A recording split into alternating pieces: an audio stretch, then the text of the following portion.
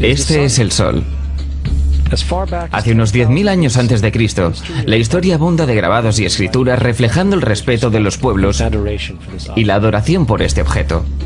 Y es simple entender por qué, ya que el Sol sale cada mañana, trayendo visión, calor y seguridad, salvando al hombre del frío y de la ciega oscuridad llena de predadores de la noche. Sin él, las culturas entendieron que los sembrados no crecerían y la vida en el planeta no sobreviviría. Estas realidades hicieron al Sol el objeto más adorado de todos los tiempos. De la misma manera estaban conscientes de las estrellas. El seguirlas les permitía reconocer y anticipar eventos que ocurrían sobre periodos largos de tiempo, como los eclipses y las lunas llenas. A su tiempo, catalogaron a grupos celestiales, en los que hoy conocemos como constelaciones. Esta es la cruz del zodiaco, una de las más antiguas imágenes conceptuales en la historia de la humanidad. Refleja el Sol cuando pasa figuradamente a través de las 12 constelaciones mayores en el curso de un año. También refleja los 12 meses del año, las 4 estaciones y los solsticios y equinoccios. El término zodiaco se relaciona con el hecho de que las constelaciones fueron antropomorfizadas o personificadas como figuras o animales. En otras palabras, las primeras civilizaciones no solo seguían al Sol y las estrellas, los personificaban con mitos elaborados, incluyendo sus movimientos y relaciones. El Sol, con sus cualidades de dar y cuidar la vida, fue personificado como un representante del Creador no visto, o Dios. El Sol de Dios, la luz del mundo, el salvador de la raza humana. De la misma manera, las 12 constelaciones representaban lugares de viaje del Sol y Dios, y eran identificadas con nombre, generalmente representando elementos de la naturaleza que se sucedían en el tiempo, como por ejemplo Acuario, el aguador, que trae las lluvias de primavera. Este es Horus. Es el dios del sol de Egipto alrededor de 3.000 años antes de Cristo. Él es el sol antropomorfizado y su vida es una serie de mitos alegóricos relacionados con el movimiento del sol en el cielo. Desde los viejos jeroglíficos en Egipto sabemos mucho sobre este mesías solar. Por ejemplo, Horus, siendo el sol o la luz, tenía un enemigo conocido como Set, y Set era la personificación de la oscuridad o la noche. Y hablando metafóricamente, cada mañana Horus le ganaba la batalla a Set, mientras en el atardecer Set conquistaba a Horus y lo mandaba al bajo mundo. Es importante notar que oscuridad versus luz o bien versus mal es una de las dualidades mitológicas más extendidas que se conocen, y aún se expresan en varios niveles hasta la fecha. En líneas generales, la historia de Horus es la siguiente. Horus nació un 25 de diciembre de la Virgen Isis Meri. Su nacimiento fue acompañado por una estrella en el este, la cual ayudó a 3 reyes a ubicar y adorar al Salvador recién nacido. A los 12 años era un niño prodigio maestro. A la edad de 13 años fue bautizado por alguien llamado Anub, y así empezó su ministerio. Horus tenía 12 discípulos que viajaban con él realizando milagros como curar enfermos, caminar sobre el agua, y además Horus era conocido con varios nombres como la verdad, la luz, el hijo elegido de Dios, el buen pastor, la oveja de Dios y muchos otros. Después de haber sido traicionado por Typhon, Horus fue crucificado, enterrado por 3 días y resucitado. Estos atributos de Horus, siendo originales o no, parecían filtrarse a muchas otras culturas del mundo, siendo que muchos otros dioses tienen la misma estructura mitológica general. Atis de Frigia, nacido de la Virgen Nana un 25 de diciembre, crucificado, puesto en una tumba y después de 3 días, resucitado. Krishna de India, nació de la Virgen de Baki, con una estrella en el este señalando su llegada. Realizaba milagros con sus discípulos y después de su muerte, resucitó. Dionisio de Grecia, nacido de una virgen un 25 de diciembre. Era un maestro viajero que realizaba milagros como transformar el agua en vino. Se lo llamaba Rey de Reyes, único hijo de Dios, Alfa y Omega y muchos otros. Y luego, después de morir, resucitó.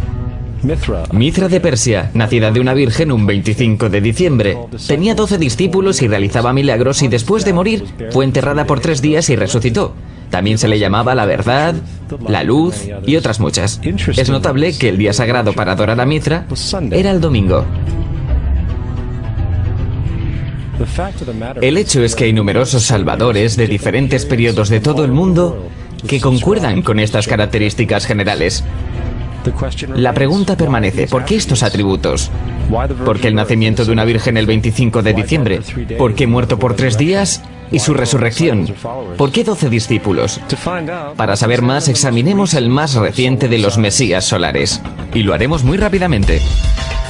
Jesucristo nació de la Virgen María un 25 de diciembre en Belén. Su nacimiento fue anunciado por una estrella del este, la cual 3 reyes siguieron para ubicar y adorar a su nuevo Salvador. Fue maestro a los 12 años, a los 30 fue bautizado por Juan el Bautista y ahí comenzó su ministerio. Jesús tenía 12 discípulos que viajaban con él y realizaban milagros como curar a enfermos, caminar sobre el agua, levantar muertos. También era conocido como Rey de Reyes, el Hijo de Dios, la Luz del Mundo, Alfa y Omega, la Oveja de Dios y muchos otros.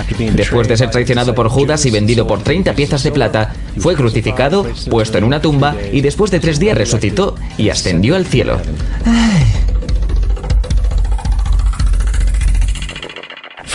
Para empezar, la secuencia del nacimiento es completamente astrológica. La estrella en el este es Sirius, la estrella más brillante de la noche, que el 24 de diciembre se alinea con las 3 estrellas más brillantes del cinturón de Orión. Estas 3 estrellas se llaman hoy, como se llamaban en la antigüedad, los 3 reyes. Los 3 reyes y la estrella más brillante, Sirio, apuntan al lugar donde sale el sol, el 25 de diciembre. Por esto es que los 3 reyes siguen a la estrella en el este, para ubicar la salida del sol. El nacimiento del sol.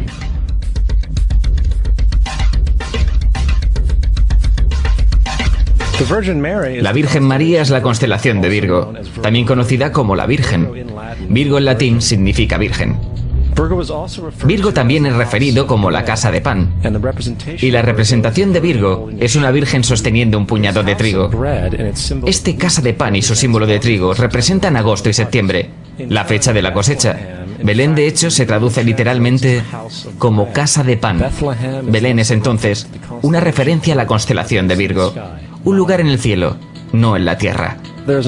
Hay otro fenómeno muy interesante que ocurre el 25 de diciembre, o el solsticio de invierno. Desde el solsticio de verano al solsticio de invierno, los días se hacen más cortos y fríos. Desde la perspectiva del hemisferio norte, el sol parece moverse hacia el sur, haciéndose más pequeño y escaso. El acortamiento de los días y la caducidad de las plantaciones, cuando se acercaba el solsticio de invierno, simbolizaba el proceso de la muerte para los antiguos. Era la muerte del sol. Hacia el 22 de diciembre la desaparición del sol era un hecho. Habiéndose movido hacia el sur continuamente, durante 6 meses llega a su punto más bajo en el cielo. Aquí algo curioso sucede. El sol deja de moverse hacia el sur, al menos durante esta pausa de 3 días. El sol permanece cerca de la constelación Cruz del Sur, o Cruz. Después de ese tiempo, el 25 de diciembre, el sol se mueve 1 grado, esta vez hacia el norte, anunciando días más largos, más tibios y la primavera.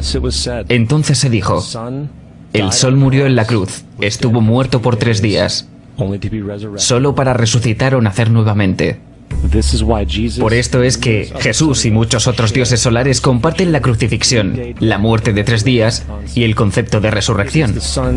Es el periodo de transición del Sol antes de cambiar su dirección hacia el hemisferio norte, trayendo la primavera y por consiguiente la salvación. Sin embargo, no celebraban la resurrección del Sol hasta el equinoccio de primavera o Pascuas. Esto se debe a que en el equinoccio el Sol oficialmente vence a la malvada oscuridad, cuando los días se hacen más largos que las noches y las condiciones revitalizantes de la primavera aparecen. Ahora, probablemente, el más obvio de todos los simbolismos astrológicos alrededor de Jesús sean los 12 apóstoles. Son simplemente 12 constelaciones del zodiaco, a través de las cuales Jesús, siendo el Sol, viaja. De hecho, el número 12 se ve en toda la Biblia.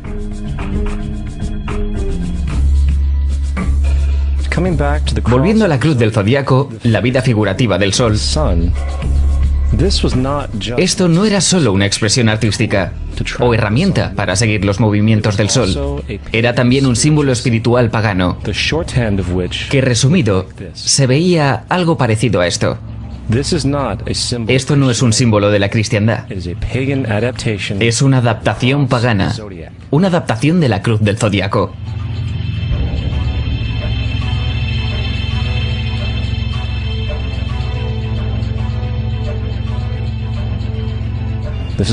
Es por eso que Jesús en las primeras artes secretas se mostraba con su cabeza sobre la cruz, debido a que Jesús es el sol. El sol de Dios, la luz del mundo, el Salvador levantado, el que vendrá nuevamente como lo hace cada mañana, la gloria de Dios que defiende el mundo de la oscuridad, el que nace nuevamente cada mañana y puede verse viniendo entre las nubes, alto en el cielo, con su corona de espinas o rayos solares.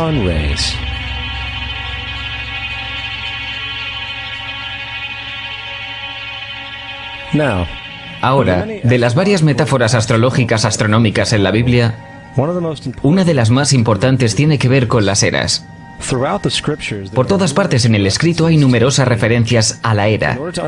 Para entender esto necesitamos estar familiarizados con el fenómeno conocido como procesión de los equinoccios.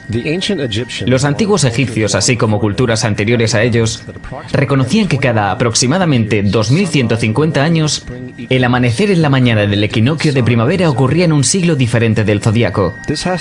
Esto tiene que ver con el lento movimiento angular que la Tierra mantiene mientras rota sobre su eje. Es llamado procesión porque las constelaciones van hacia atrás de forma opuesta al ciclo anual normal. El tiempo que tarda la procesión en pasar por los 12 signos es aproximadamente 25.765 años. Esto es llamado el Gran Año, y las sociedades antiguas eran muy conscientes de esto. Ellos llamaban al periodo de 2150 años una era. De 4300 a.C. a 2150 a.C. fue la era de Tauro, el toro. De 2150 a.C. a 1 después de Cristo fue la era de Aries, el carnero. Y 1 después de Cristo a 2150 después de Cristo es la era de hoy, Piscis. Alrededor de 2150 entraremos en la nueva era, la era de Acuario. La Biblia refleja en líneas generales un movimiento simbólico a través de 3 eras mientras anuncia una cuarta. En el Viejo Testamento, cuando Moisés baja del monte Sinai con los 10 mandamientos, él se enfada al ver a su gente venerando un becerro de oro. De hecho, destroza las placas de piedra y obliga a su gente a matarse entre sí para purificarse. La mayoría de los especialistas bíblicos atribuyen esta ira al hecho de que los israelitas están venerando un ídolo falso, o algo por el estilo. La realidad es que el toro dorado es Tauro, el toro, y Moisés refleja la nueva era de Aries, el carnero. Es por eso que los judíos aún soplan del cuerno del carnero. Moisés representa la nueva era de Aries, y en la nueva era, todos deben dejar la vieja era. Otros dioses también marcan estas transiciones, como Mitra, un dios precristiano que mata al toro simbolizando lo mismo. Jesús es la figura que acompaña a la era que sigue a Aries, la era de Piscis o de los 2 peces. El simbolismo del pez abunda en el Nuevo Testamento. Jesús alimenta a 5.000 personas con pan y 2 peces. Cuando él comienza su ministerio caminando en Galilea, se hace amigo de 2 pescadores que lo siguen. Y creo que todos hemos visto el pez de Jesús detrás de los autos. Pocos saben qué significa realmente. Es un símbolo astrológico pagano del reino del sol, durante la era de Piscis. También el supuesto nacimiento de Jesús es esencialmente el principio de esta era. En Lucas 22:10, cuando a Jesús le preguntaron sus discípulos dónde serían las próximas Pascuas cuando él se hubiera ido, Jesús contestó: cuando entren a la ciudad contemplen, ahí encontrarán a un hombre. Él sostendrá un cántaro. Síganlo a la casa donde entre. Este escrito es uno de los más reveladores de todas las referencias astrológicas. El hombre llevando el cántaro de agua es Acuario, el aguador, que siempre está dibujado como un hombre echando agua desde un cántaro. Él representa la era que sigue a Piscis. Y cuando el sol deje la era de Piscis, irá a la casa de Acuario, ya que Acuario sigue a Piscis en la precesión de los equinoccios. Todo lo que Jesús está diciendo es que después de la era de Piscis, vendrá la era de Acuario. Ahora, todos hemos escuchado acerca del final del tiempo y el final del mundo. Aparte de la representación caricaturesca del libro de las Revelaciones, la fuente principal de esta idea viene de Mateo 28:20, donde Jesús dice: estaré contigo hasta el fin del mundo. Sin embargo, en la versión del Rey James, mundo es una mala traducción, entre otras muchas malas traducciones. La verdadera palabra usada es aeón, que significa era. Estaré contigo hasta el fin de la era. Lo cual es cierto, ya que la personificación cristiana solar de Jesús terminará cuando el sol entre en la era de Acuario. Todo el concepto del fin del tiempo y del fin del mundo es una alegoría astrológica mal interpretada. Digámosle eso ahora a alrededor de 100 millones de personas solo en América que creen que el fin del mundo se acerca. Más aún, el personaje de Jesús como híbrido literario y astrológico es más explícitamente un plagio del dios del sol egipcio Horus. Por ejemplo, inscrito hace alrededor de 3500 años en las paredes del templo de Luxor en Egipto hay imágenes de la anunciación de la concepción de Inmaculada, el nacimiento y la adoración de Horus.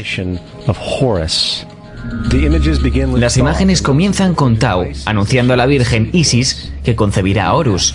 Luego Nef, el Espíritu Santo, impregna a la Virgen. Y después el alumbramiento y la adoración. Esta es exactamente la historia de la concepción milagrosa de Jesús. De hecho, las similitudes literales entre la religión egipcia y la religión cristiana son asombrosas.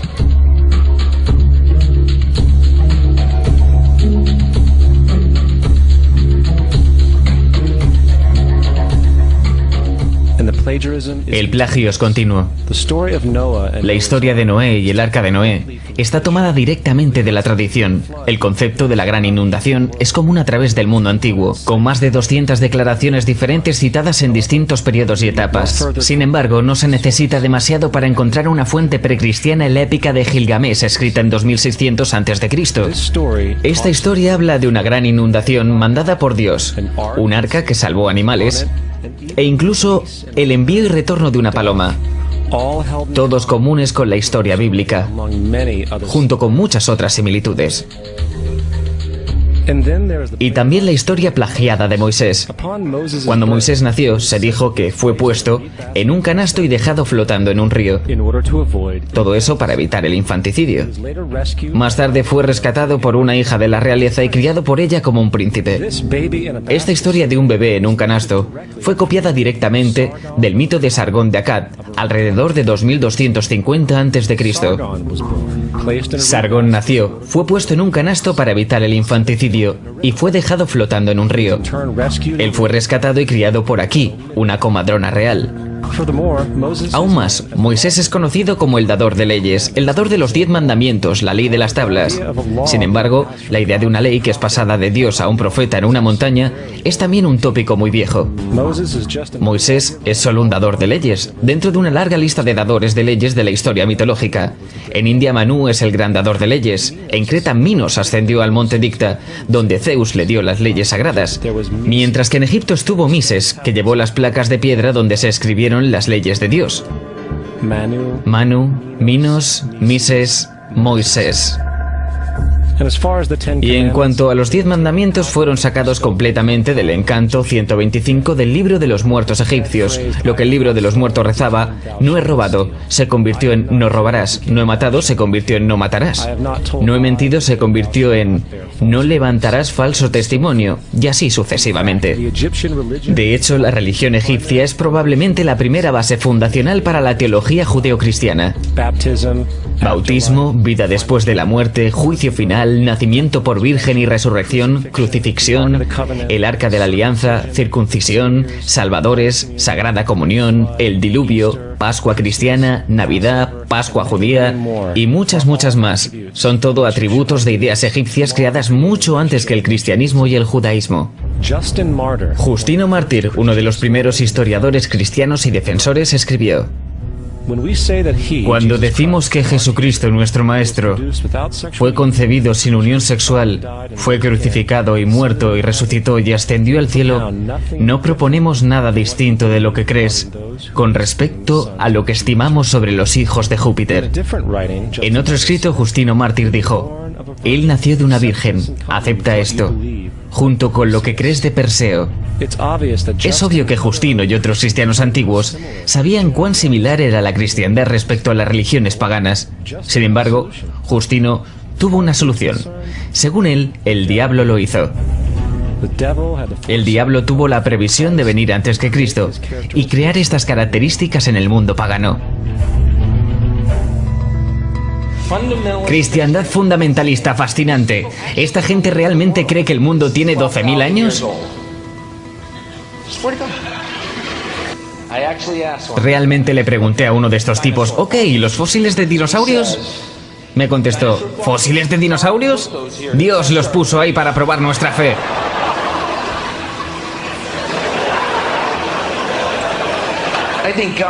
Creo que Dios te puso aquí para probar mi fe, amigo. ¿Cuál es el camino del arca? La Biblia no es nada más que un híbrido literario astroteológico, como casi todos los mitos religiosos anteriores. De hecho, el tema de transferencia de atributos de un personaje a un nuevo personaje se pueden encontrar dentro del libro mismo. En el Viejo Testamento está la historia de José. José fue un prototipo de Jesús. José tuvo un nacimiento milagroso. Jesús tuvo un nacimiento milagroso.